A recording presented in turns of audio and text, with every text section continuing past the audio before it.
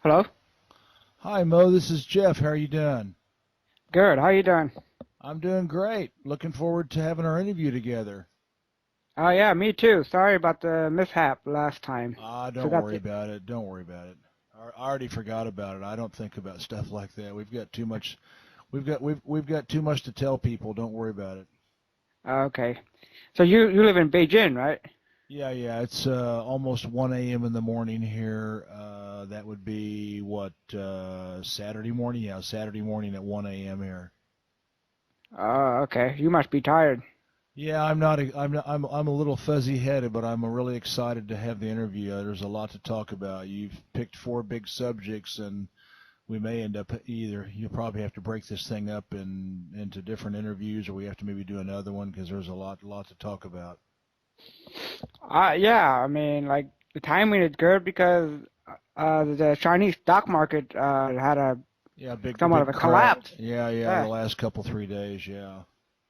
So I think overnight went down 8%, and the Shanghai Composite and the other Chinese stock exchanges crashed even more. So Yeah, a yeah. lot of interesting things going on in China. Well, which you picked real estate and you picked See, let's real see. estate, You the picked China, the Chinese yuan. You picked the gold and silver markets, robotics, and the Chinese economy and the stock market. So which one would you like to start with? I'm gonna start off with the Chinese stock market. Okay, cool. Let me turn the page.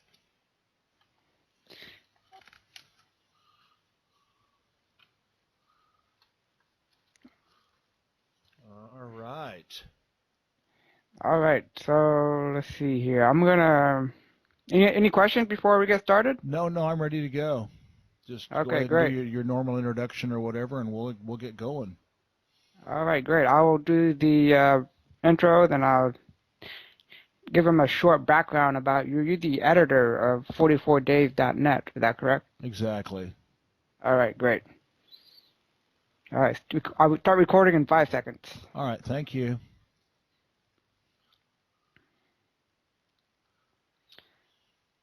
Hello, everyone. Welcome to a Wall Street from A3 podcast.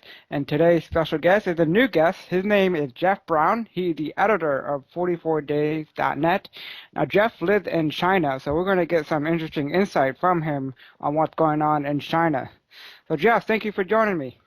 Good evening for me and good afternoon for you. We're on the opposite sides of the globe.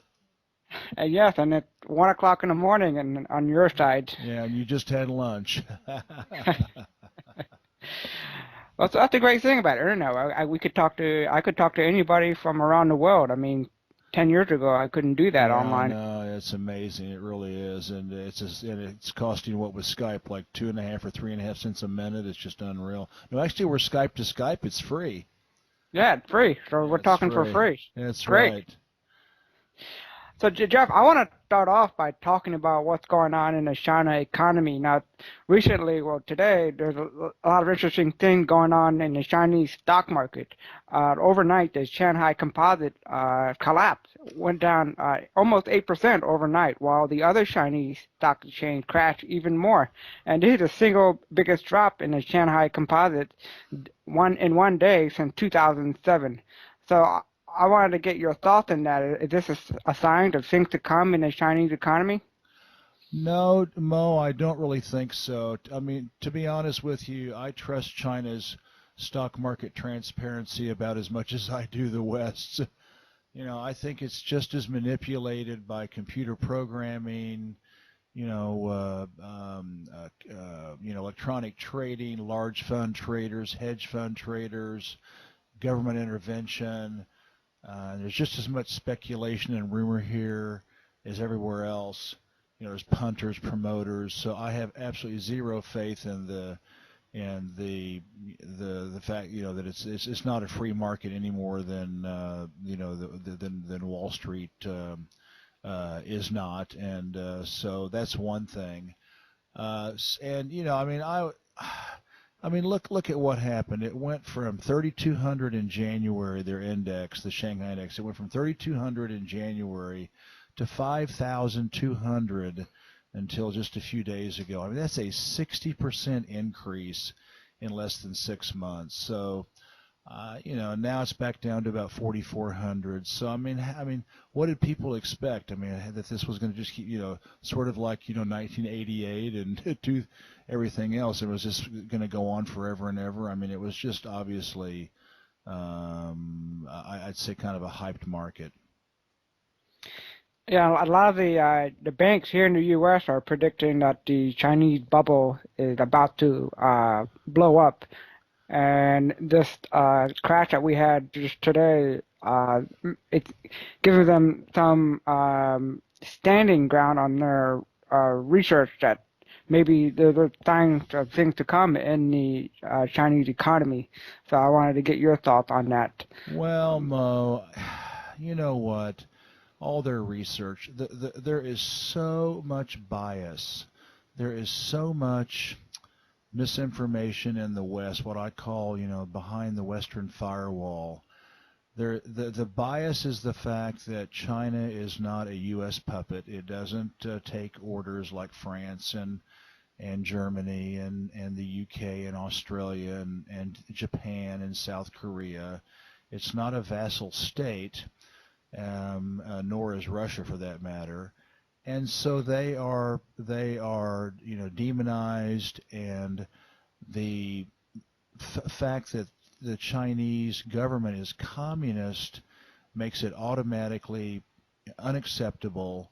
What they do can't work because it's not America's phony free markets and phony free capitalism, and because it is communist and because it is not a puppet.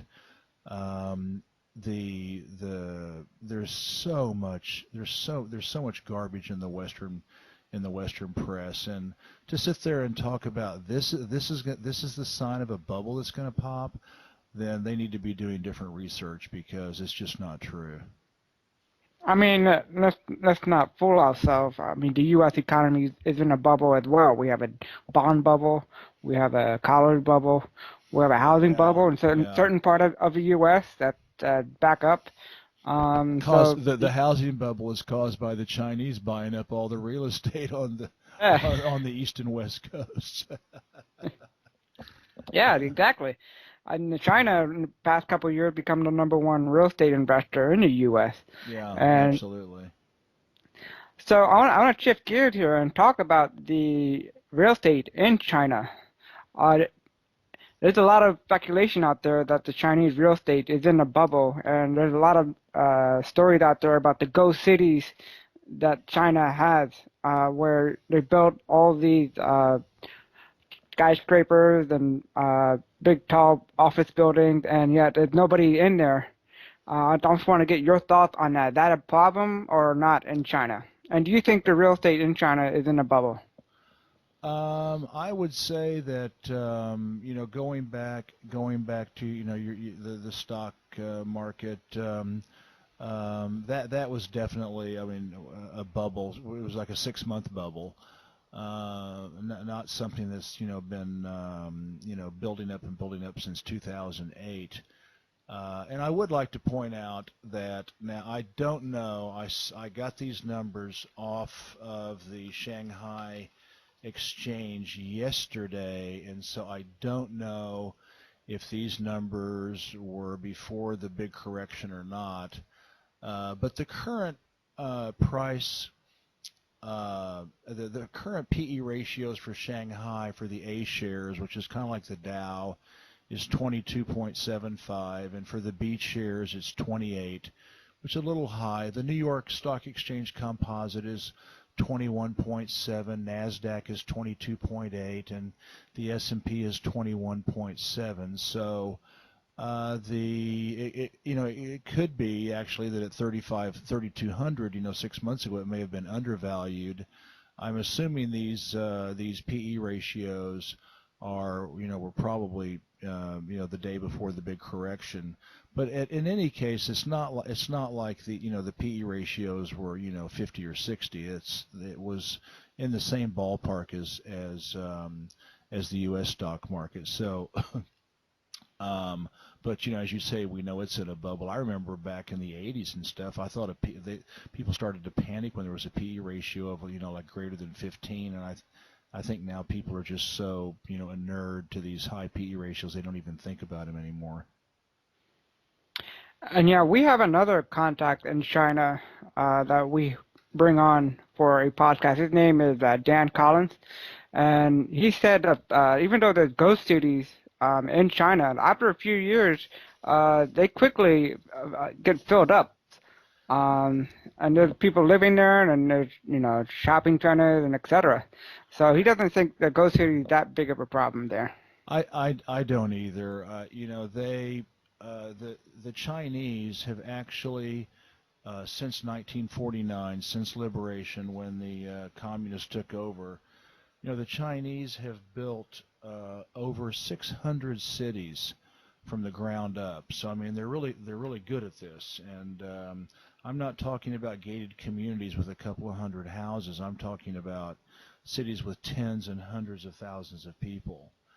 And the Chinese have obviously been able to do a lot of research, and they say that it takes about 20 years for one of these cities to um, fully develop. And the what the Chinese want to avoid is they want to avoid what places like Mexico City and Rio de Janeiro and Mumbai and India, where there is uncontrolled movement of people into big cities, to where the social and municipal services are overwhelmed, and you end up with slums and things like that.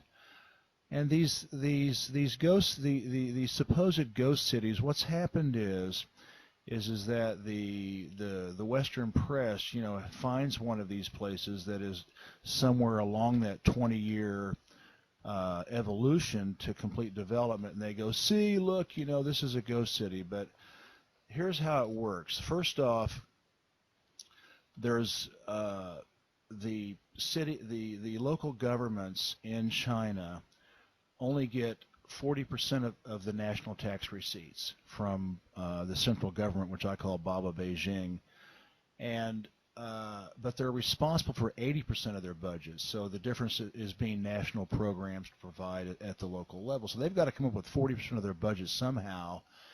And the most popular way is to generate this local revenue is for a town or a city to buy up cheaper rural land and pay the farmers in cash or with apartments built in that town, that new town, and then reclass the land as urban and then sell it to a developer for a nice profit. And it's estimated that local governments in China are pulling in about $500 billion a year this way, a half a trillion dollars. And the reason that it looks weird sometimes is because the developer cannot land speculate.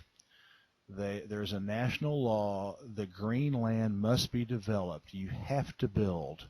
You cannot sit on it. So this is where the so-called ghost towns seem to come in.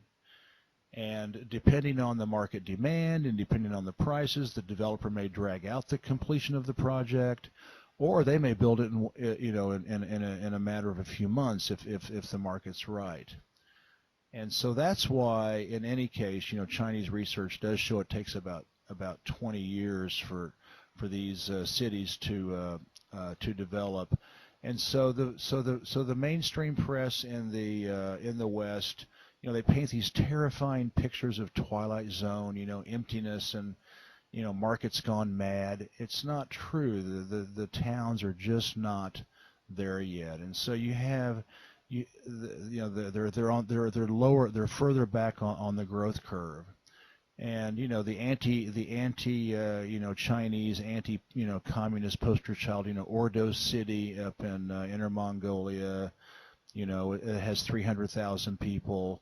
And there's Zhengdong, you may have heard of these, new district in Henan, that's for 5 million people, and Nanhui for a half a million. And there's a South China Mall in Guangdong.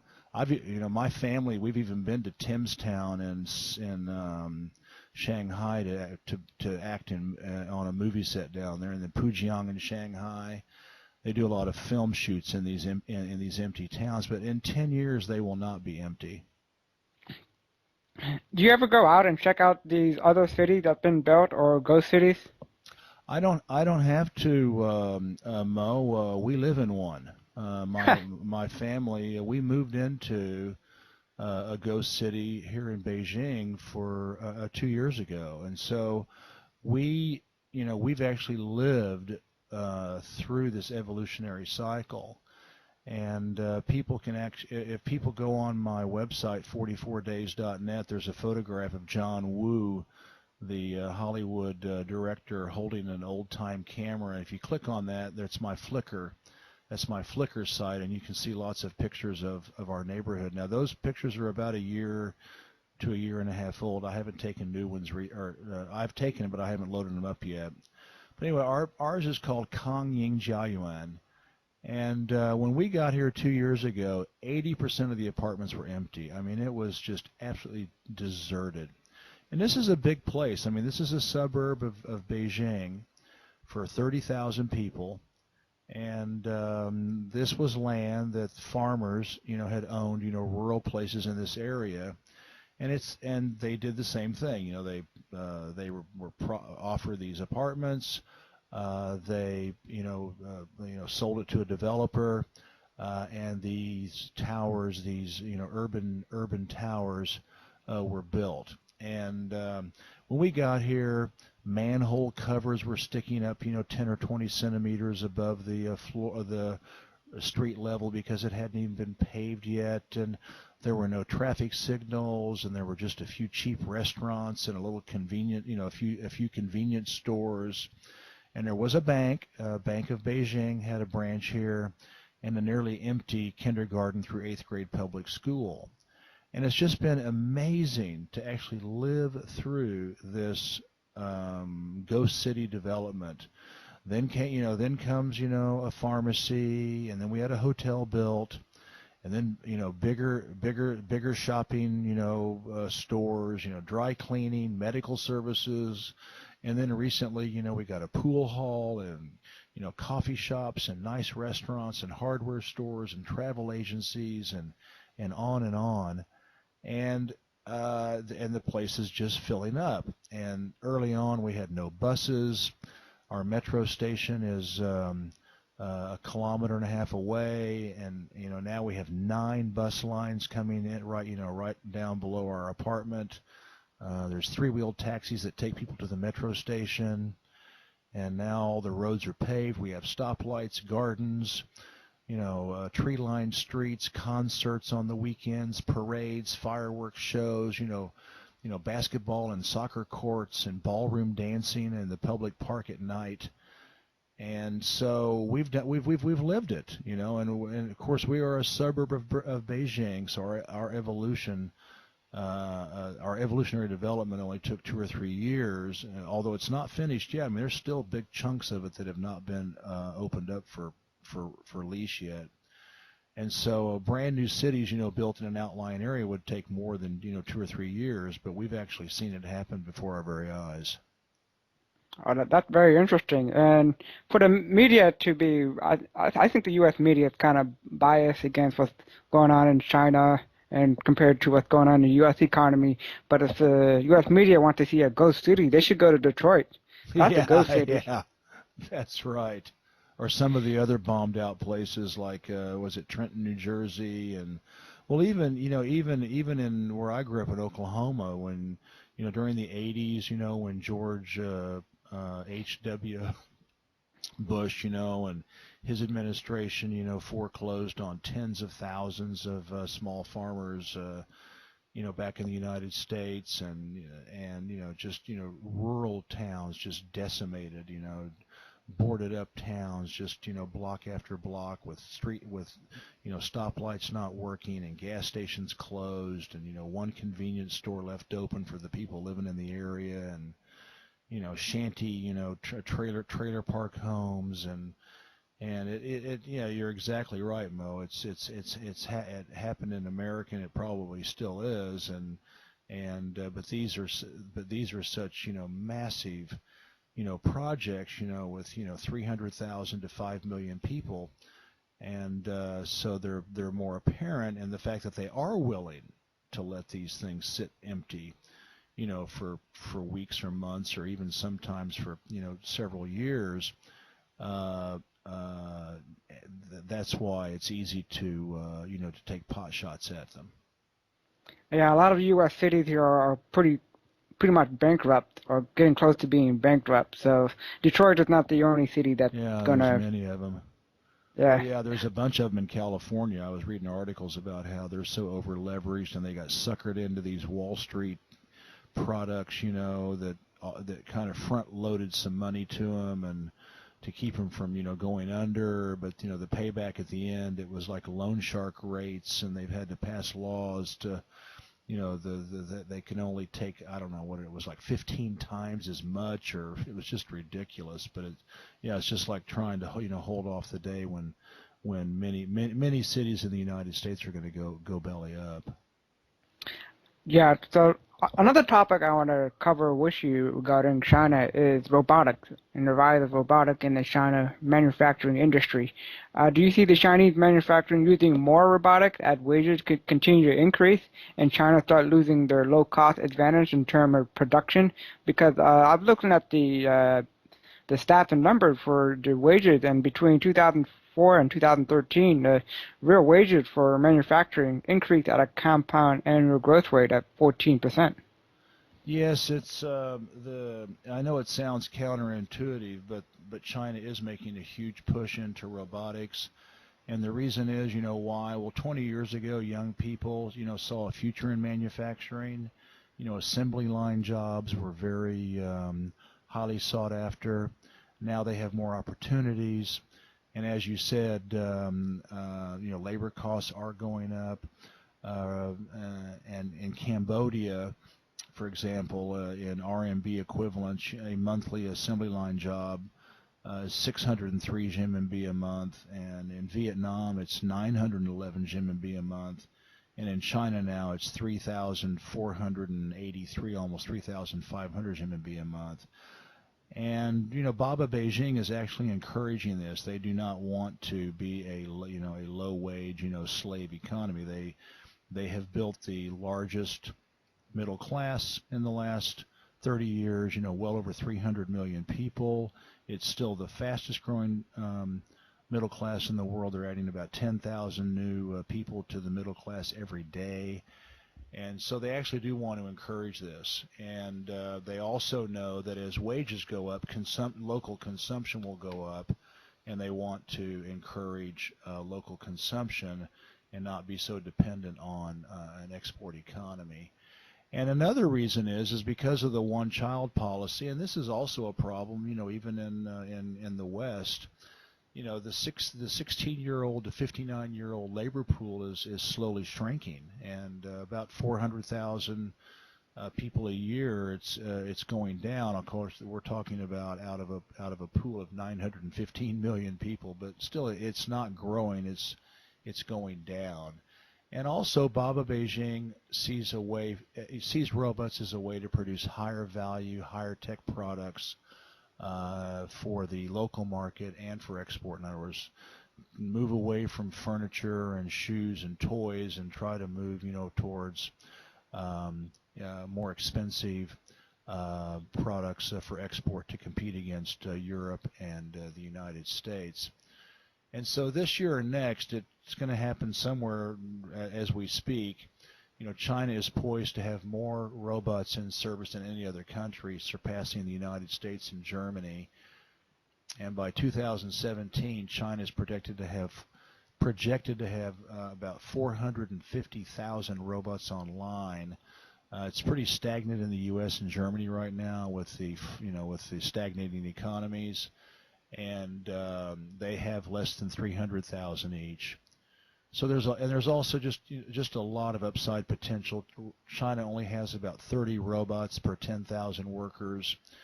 Germany and Japan have over 10 times that concentration. They've got over 300 robots per 10,000 workers. And so China is buying a lot of robots from the big four manufacturers. They're buying about 25% of the world robot production, and they're also starting to build robot factories here and competing against ABB in Switzerland and Japan's Fanuc and Yaskawa and Germany's CUDA. And so there's now 30 robot making manufacturing companies here, and they're going to do to robots what they did to solar and wind and other industries. They're going to cause them to slash their prices. An ABB robot that was very popular here in China that they were selling for 500,000 RMB, they had to slash to 200,000 RMB to compete against a Chinese robot maker. And so what's going to end up happening is like solar and like wind and a number of other industries, telephones and everything else, mobile phones and computers, the manufacturers of robots will end up, moving their manufacturing of robots over here for export, just like automobiles and everything else. So China will do to robots, what it has done to, solar, wind, and mobile phones and computers. They'll do the same thing over the next 10 to 20 years. And so from what I'm hearing from you and other sources, it sounds like the Chinese economy is starting to become more modernized. They're moving away from having slave like condition for workers and starting to increase wages. They're starting to integrate robotics in their manufacturing, and we're also seeing an increase in discretionary spending by the Chinese. So we're starting to see, yeah, we're starting to see more cars on the road in China, and also people buying cell phones and etc. Yeah, well, when we lived here in the 90s, we lived here from 1990 to 1997, and if you read my first book, 44 Days, that we called those the the Wild East, Buckaroo, Deng Xiaoping days. That was crazy, and you just had to be here to believe it. And back then, foreigners had everything that the Chinese wanted, and so they were very, very, they had, green eyes and were very envious of the fact that, we'd have a camera or we'd have a car or, we'd have, this gadget or that gadget or whatever. And then when we came back in 2010, the shoe is on the other foot. It's the Chinese now that have better cameras, better phones, better cars, nicer clothes. I mean, there's so much money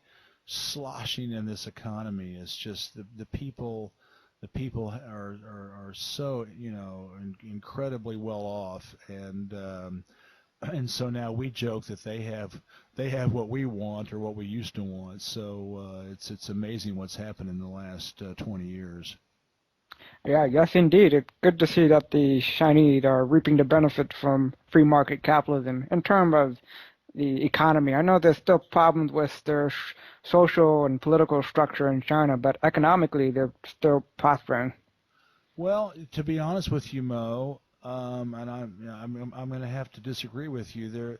The social structure is doing fine. I mean, look, they've built 600 cities. They've built 16,000 kilometers of high-speed rail. They're connecting the country. They're running electrical connections. They're going to build. They're going to have 100 gigawatts of solar by the year 2020.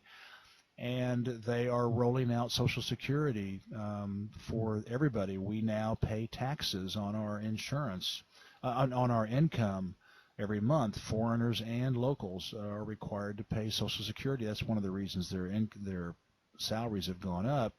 A big chunk of that is Social Security for retirement and for universal health care. So here we have a country with 1.3 billion people who are rolling out a nationwide, Social Security and universal health care system, and the United States doesn't have universal health care. And then, the other thing that I just laugh, when I read like the New York Times and the Wall Street Journal and everything else about the brittle or shaky, political situation over here. They've been in power since 1949. I mean, and they're going to be in power for probably until I die, at least until I die. They're very responsive to the people's needs. Right now, the two big, I mean, the democracy over here is much more participatory, and the citizens are getting much more results than the United States. Right now, the two big concerns for the Chinese are pollution and of the environment and corruption, which you could call pollution of the system. And the largest the largest user of public polls in China is the Communist Party. And from the village level to the national level to across industries, across neighborhoods, streets, they are constantly, non-stop polling people, finding out what they like and what they don't like. And unlike the United States, they respond to those concerns. And there's about 300 to 500 public protests a day here, somewhere around 150,000 a year. And those are addressed. They actually go out and listen to what these people are protesting over and try to come up with an amicable solution. We don't want this factory here. It's polluting our place. We don't want this highway coming through here. It's going to screw everything up. This developer is a crook. We want our money back. And so, this idea that somehow, China is, a social basket case is not true, because they are. I mean, the people here, well, their life expectancy is the same as Eastern Europe. And, there's hospitals everywhere and clinics everywhere and, pharmacies everywhere. And then this idea that the Communist Party is somehow, not adaptable is just propaganda. It's not true. Okay, well, when I said social problem, I meant like human right problems that's been reported there. So from what you're saying, that's not as big of a problem as being reported. Well, Mo, what is your definition of human rights? In the United States, they've gunned down 500 citizens in the last 6 months, the police. I feel very safe here. Our daughter just graduated from high school last week, and she spent the last almost 5 years here. She came here when she was like 13 years old, and she could take the metro, she could take the buses, she can come home at night at 11 o'clock. We don't have to worry about her being raped or kidnapped or beaten up or whatever. We don't things like robberies and stuff happen, but not nearly on the scale that they do in the United States. And so, to be quite honest, I mean, the crime level here is extremely low compared to the United States, especially because because of all the guns. Everybody's armed to the teeth. But even compared to Western countries, China's crime rates are really low. And then as far as white collar crime, they go after these people. They will literally execute a CEO of a corporation who has killed whose practices or policies Committed fraud. kill people. There Oh. there was the famous Vioxx case in the United States, where the company that was selling Vioxx knew they were causing heart attacks among the people that were taking Vioxx. They buried the research, and they estimated that over 50,000 people in the United States and Europe died premature deaths because they were taking Vioxx, and the company, I think it was Pfizer, I can't remember which one it was, fought it and fought it and fought it to keep it from being taken off the market. They fabricated research results, they hid other research results until it was so obvious that they finally, had to take Vioxx off the market. How many arrests and how many people were imprisoned? Zero. Then, and that 50,000 isn't a conservative number. They think it could be as high as 100,000 Westerners died early deaths because of Vioxx.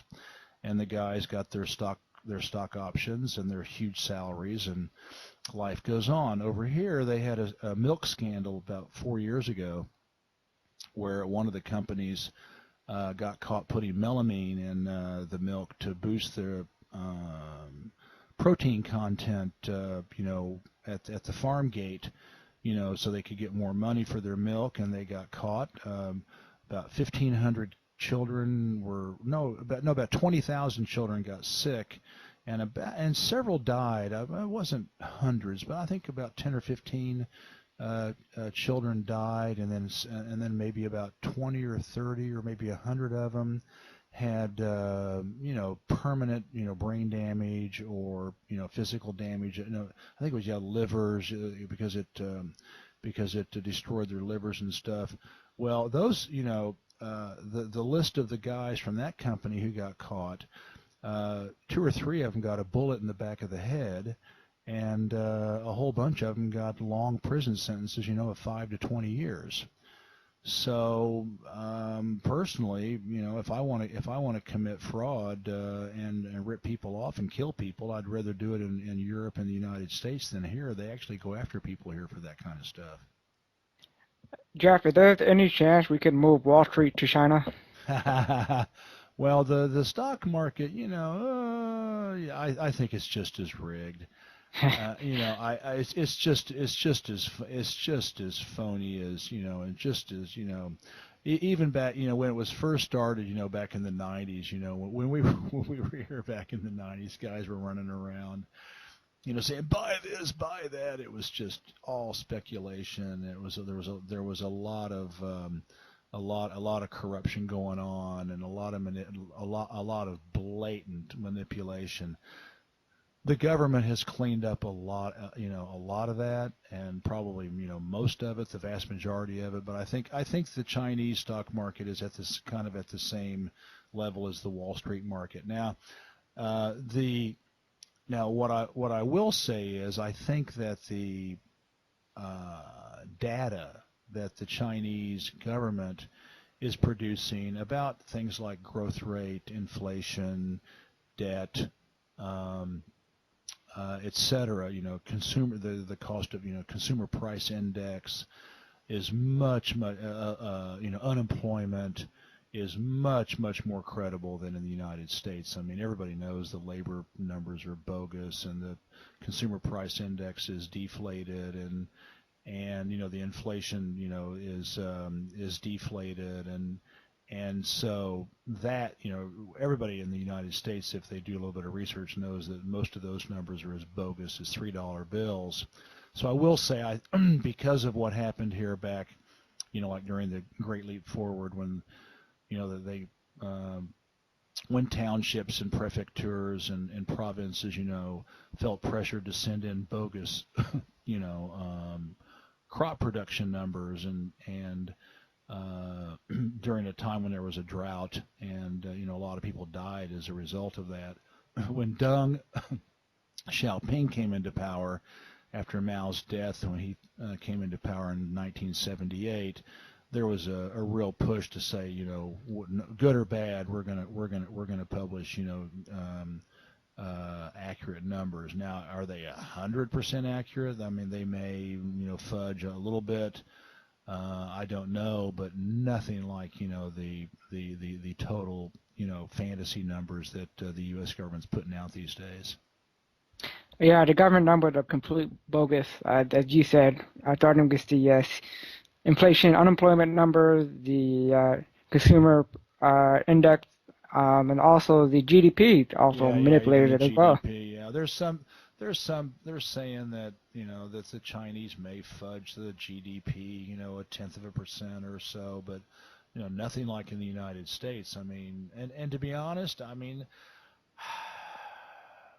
they may not even be doing that because I mean, even if it, in fact, they're even predicting, that the inflation, the GDP is going to drop below 7% this year, and they may fudge it down a tenth of a percent and say it's 6.9 just to prove it. I mean, I'm just joking, but I mean they may fudge it, a little bit, but I mean a tiny bit, but I mean nothing like the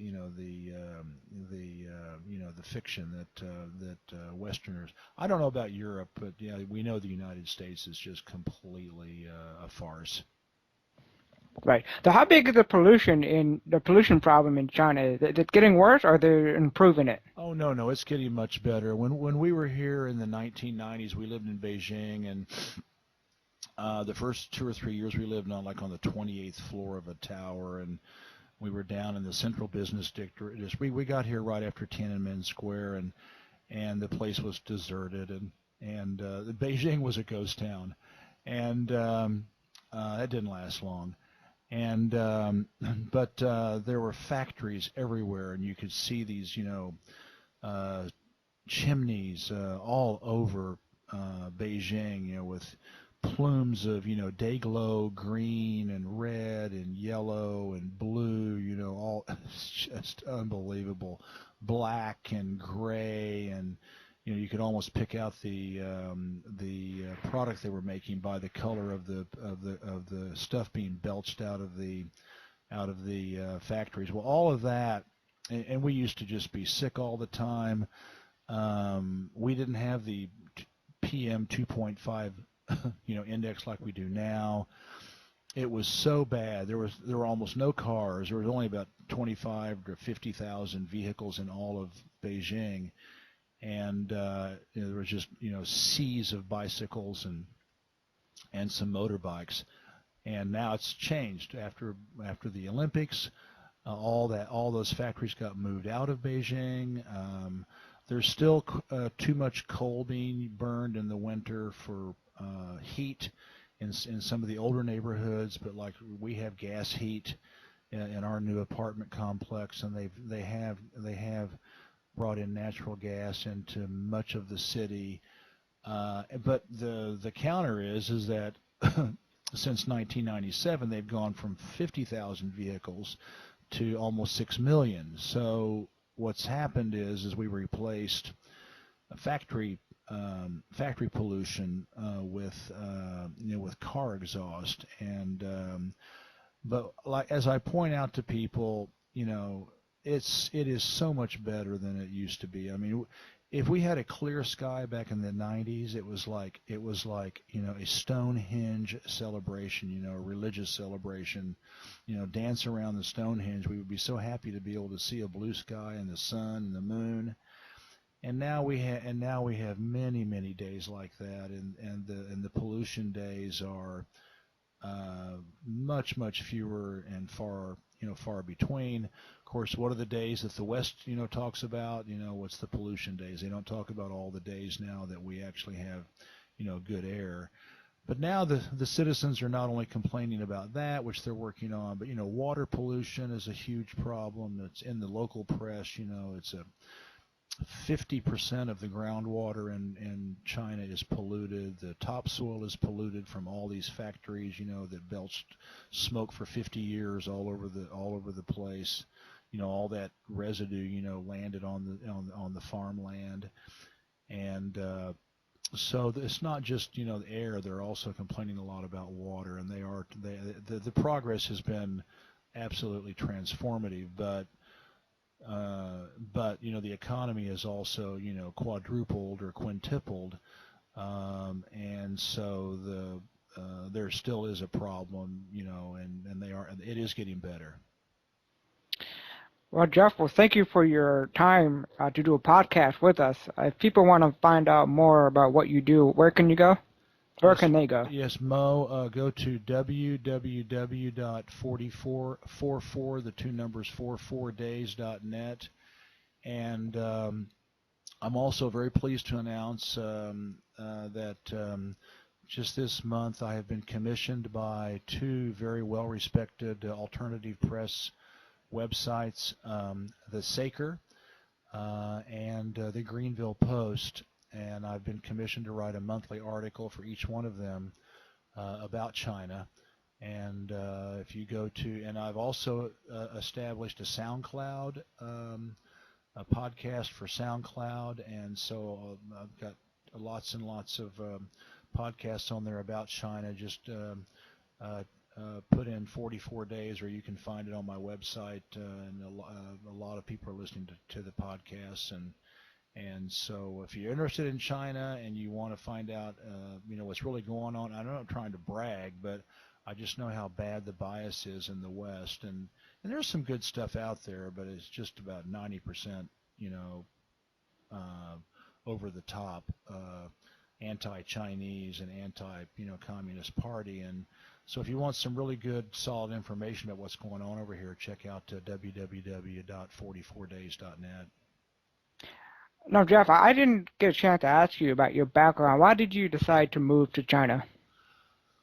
The I in 1978 I went to Brazil to seek my fortune.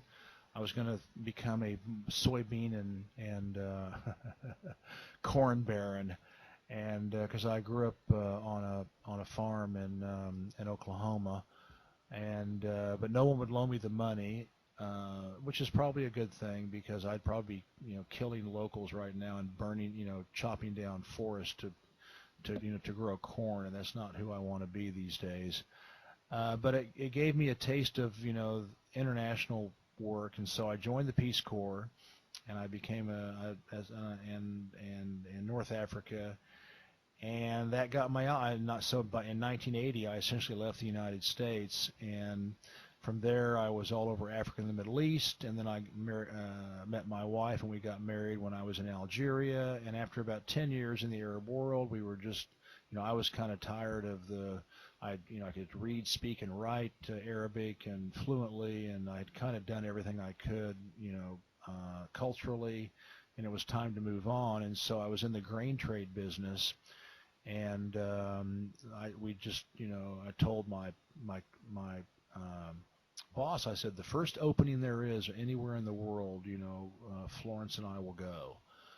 It's my wife, and Beijing popped up, and we slept on it for 24 hours, and said we're going to go to China. So that was in that was in 1990, and then we were there for from 90 to 97, and then we went to France and owned an American retail store franchise for 5 years, and we went back to the United States for 9 years.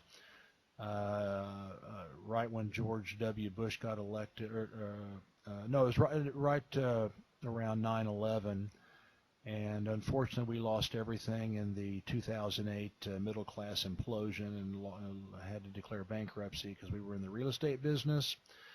And so we decided to go back overseas, and in the interim we got certified as public school teachers, or state certified teachers. And so we started teaching in 2008 when we knew we were going to lose everything. And in 2010 we decided to come back over here and see how much it had changed, and our jaws have dropped and our eyes have been bugging out since we got off the airplane here, and it's a country that just continues to amaze me, and the transformations and how much the people have evolved along with the incredible economic growth. There's been a tremendous social evolution. So I feel like I'm just watching history over here, and I know Obama and Congress and Wall Street and the American banks don't want to admit it, but the center of gravity for political and economic issues in the world is definitely tilting towards Beijing, and I think it's one of the most exciting cities in the world to be in right now. Well, that's a very interesting story. You've been all over the place. Yeah, I've traveled to almost 90 countries. Oh, wow. That's great. Well, Jeff, thank you for your time, and hopefully you can come back on again. We didn't get a chance to talk about our other topics, but I'll save them for next time. Absolutely, and looking forward to hearing the program on your YouTube station and helping you let people know, let all my fans know that we did this together so they can listen to it. Oh, yeah, definitely. Thank you, Jeff. All right, say hello to Jason for me, and looking forward to staying in touch, Mo. Oh, yeah, same here. I will say hello to him. Thank you for your time. Bye-bye. All right, bye.